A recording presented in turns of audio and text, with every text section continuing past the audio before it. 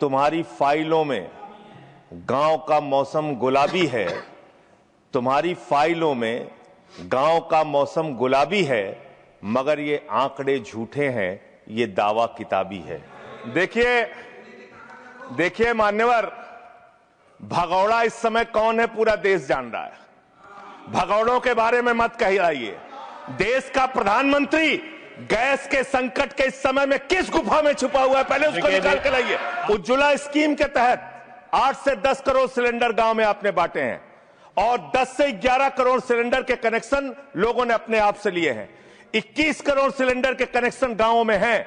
मैं आपके माध्यम से इस सरकार से पूछना चाहता हूं, मध्य एशिया के अंदर जो युद्ध चल रहा है इजराइल और अमेरिका और ईरान के बीच में, आप क्यों इजराइल की चमचागिरी में खड़े हो गए, जिसके कारण से हिंदुस्तान को आज गैस का संकट भुगतना पड़ रहा है। धन्यवाद मान्यवर, आपने ग्रामीण विकास जैसे महत्वपूर्ण मंत्रालय के विषय पर मुझे अपनी बात कहने का मौका दिया।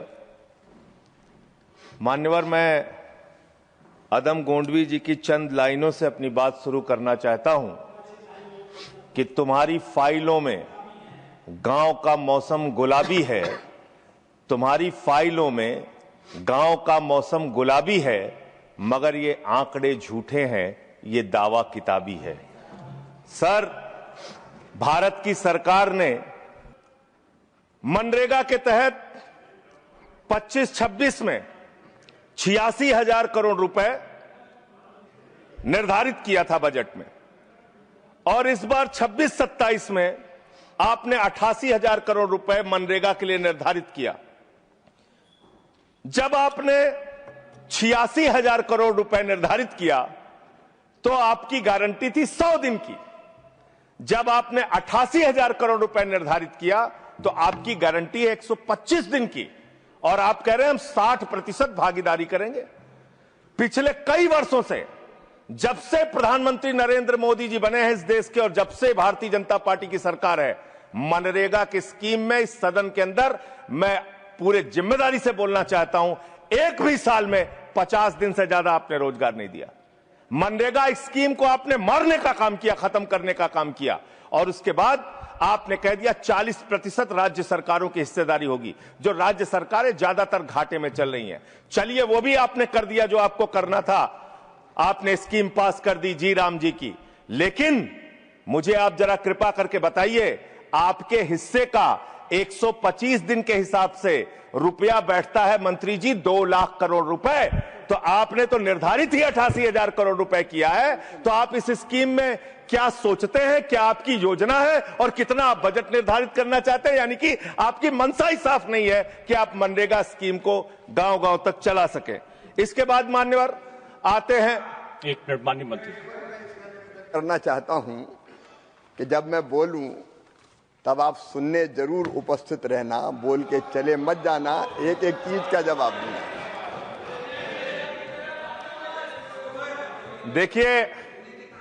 देखिए मान्यवर, भगौड़ा इस समय कौन है पूरा देश जान रहा है। भगौड़ों के बारे में मत कहिए। देश का प्रधानमंत्री गैस के संकट के इस समय में किस गुफा में छुपा हुआ है, पहले उसको निकाल के लाइए। पहले उसको निकाल के लाइए। प्रधानमंत्री किस गुफा में छुपे हुए हैं? मंत्री के बारे में आप हमारे ऊपर टिप्पणी कर रहे हैं, का प्रयोग नहीं करेंगे। आप हमारे ऊपर टिप्पणी कर रहे हैं, ये आप हमारे ऊपर टिप्पणी कर रहे हैं। पूरा देश गैस की लाइनों में यहाँ पर प्रधानमंत्री गुफा में छिपे हुए हैं। प्रधानमंत्री को निकाल के लाइए, प्रधानमंत्री को निकाल के लाइए। मुद्दों पे बात नहीं करेंगे। इस्तेमाल किया है, ये शब्द ठीक नहीं है। अरे मान्यवर, आप मेरा समय जा रहा है महोदय, मान्यवर मेरा समय जा रहा है, कृपा करके समय। जी राम जी पर रात को 1:30 बजे तक मैंने चर्चा सुनी, और जब उत्तर देने की बारी आई तो विपक्ष भाग गया था। इसलिए मैं निवेदन कर रहा हूं कि रहना जरूर, एक एक चीज का जवाब दूंगा, एक एक चीज का। दूसरी चीज है, जो भगोड़ा शब्द है उसको उसमें शामिल नहीं करेंगे। जी मान्यवर, बात करते हैं ग्रामीण विकास की आप बात कर रहे हैं। उज्ज्वला स्कीम के तहत 8 से 10 करोड़ सिलेंडर गांव में आपने बांटे हैं और 10 से 11 करोड़ सिलेंडर के कनेक्शन लोगों ने अपने आप से लिए हैं। 21 करोड़ सिलेंडर के कनेक्शन गांवों में हैं। मैं आपके माध्यम से इस सरकार से पूछना चाहता हूं, मध्य एशिया के अंदर जो युद्ध चल रहा है इजराइल और अमेरिका और ईरान के बीच में, आप क्यों इजराइल की चमचागिरी में खड़े हो गए, जिसके कारण से हिंदुस्तान को आज गैस का संकट भुगतना पड़ रहा है। पूरा देश लाइन में खड़ा है, गांव लाइन में खड़ा है, शहर लाइन में खड़ा है, एक एक इलाका लाइन में खड़ा है। होटल बंद हो रहे हैं मान्यवर, मोरवी के अंदर गुजरात में टाइल्स की फैक्ट्रियां बंद हो रही है मान्यवर। आपने क्या हालत की है। आप राज्यों के साथ न्याय नहीं करते, आप ग्रामीण व्यवस्था के साथ न्याय नहीं करते। आपने बनारस के अंदर 4200 एकड़ जमीन वहां के किसानों की जबरन कब्जा की।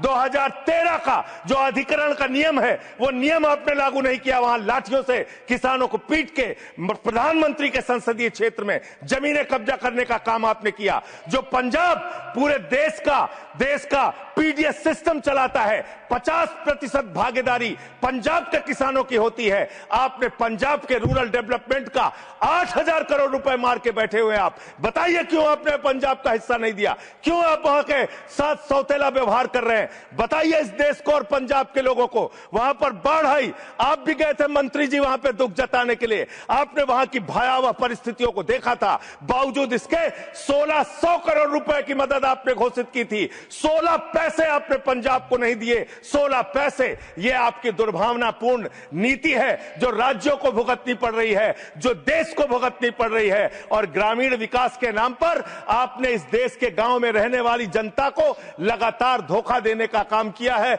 लगातार उनको ठगने का काम किया है। चाहे वो आंगनबाड़ी की स्कीम हो, आंगनबाड़ी की कार्यकर्तियां, हर काम में उनको आप लगा देते हैं, लेकिन आप उनको पैसा देने के नाम पर आपको हंसी आएगी, हंसी आएगी, हंसी आएगी।